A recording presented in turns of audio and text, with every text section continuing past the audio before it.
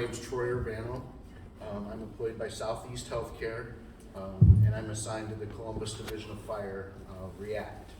I'll talk about what that entails here in just a second, but before I begin, I would like to say how honored I am and at this point humbled to be a part of this panel and to be a part of this event.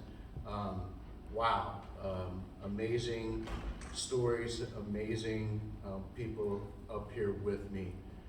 It reminds me, sometimes when people find out what I do, they say, wow, I can't, how do you do that? How do you work with those people? And then, a lot of times we're confronted with ignorance, right? Well, why can't they just stop using? Why can't they just say no? And, so first of all, it's like, well, you're talking to one of those people. And second, they're not weak. I work with the strongest people I've ever met. Because it takes a lot of courage to make these changes the people that we work with, that we're asking them to make. It takes a lot of work and dedication. I myself am a person in long-term recovery, which means I haven't had to use drugs or alcohol since 2009. Wow. Thank you. My story is not unique. It is alcohol and drug use. My disease progressed quickly. It was chronic, was progressive, and it was going to be fatal if I didn't make changes. I lost just about everything: families, jobs, homes, cars, freedom, dignity, self-respect, you name it. I lost it. In getting my life back, Southeast Healthcare gave me that opportunity. My legal troubles and subsequent incarceration almost made me unemployable. Southeast gave me an opportunity. I started my career in Southeast in 2011 as a case manager. I owe Southeast Healthcare and that experience. I learned so much in those first couple of years in community healthcare and being out on the streets of Columbus, cutting my teeth on some crazy, you guys know, so some of the stories that we could tell. Went back to school, earned some certifications. I left Southeast for a little while, tried my hand as a counselor in both outpatient and inpatient treatment settings, and like the prodigal son, returned to Southeast, and a position opened up at Southeast for, we all know the opioid epidemic took off, and Southeast was a founding partner of the REACT team through the Columbus Division of Fire. REACT is the Rapid Response Emergency Addiction Crisis Team. And it was at the time it was groundbreaking, especially on the Columbus Division of Fire side. So what we do in the Columbus Division of Fire REACT is we follow up on every non-fatal overdose in the city, try within the first 72 hours. So when someone in Columbus overdoses and they are transported to a hospital and they survive that overdose, Southeast REACT will engage that person in the emergency department and try to get them connected to treatment at the time. A lot of times a patient will leave AMA, or they will deny any kind of treatment services through REACT. So part of my job every day is to come in and filter through all of the 911 calls and the ambulance runs from the previous day in the city of Columbus. Anything that pertains to an overdose. We make a list of those, and then as the social worker, I join a firefighter and a paramedic and a member of the Columbus Police Department, and we go knock on doors, either where the incident occurred or the address that they give the paramedics. And we offer connection to treatment. We start with the Mary Haven Addiction Stabilization Center. That's our main partner.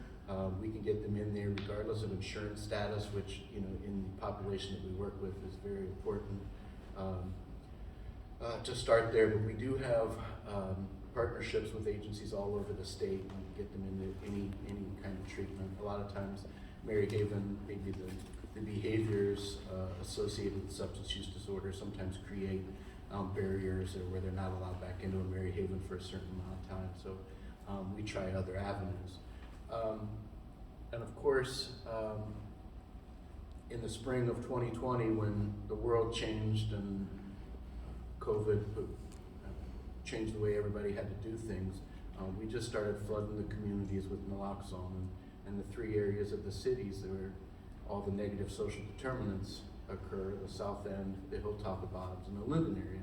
We just started flooding the communities with Narcan. And we just go out, and it's all about, these days anymore, it's just about saving lives. Every single life is worth saving. We see people every day who are able to, despite burning every bridge in their life, despite how many times they've been in treatment, despite how many times they may have overdosed and been revived with naloxone, they're able to turn around, make that decision to stop using, and be productive members of society.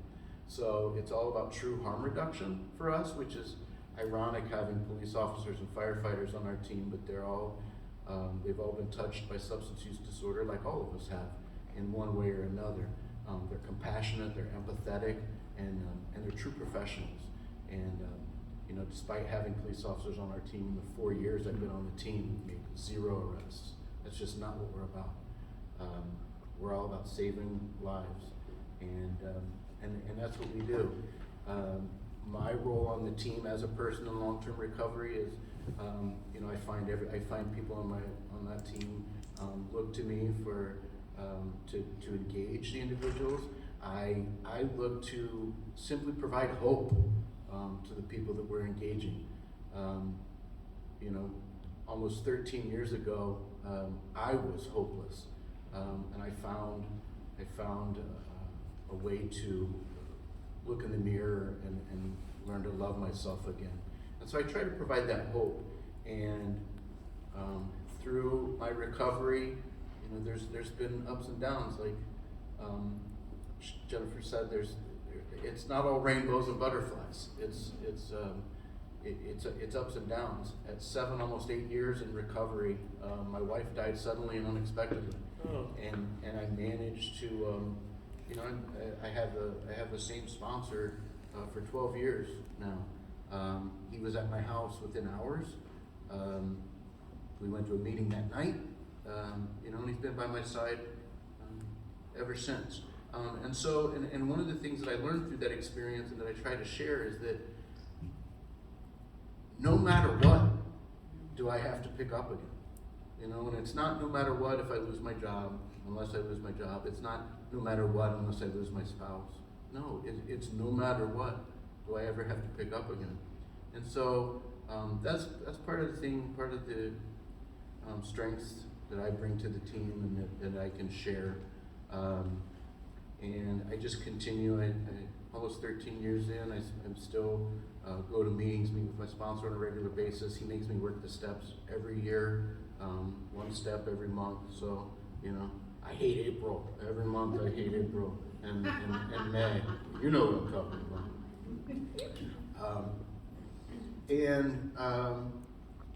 Just learning to love and take care of myself. Self-care is so important. I make time for the bubble baths, the yoga practice, the traveling, and just spending time and making sure that I take care of myself. And I love my job. I love the people that I work with, not only my teammates, but the community, the boots on the ground. Engaging the person at Sullivan and Hague. That's walking the streets barefoot earlier this week. you know, that's running in traffic, you know, and trying to provide some hope to them, and that there's a better way to live. And again, I'm honored and humbled to be a part of this panel. I appreciate the opportunity. Thank you.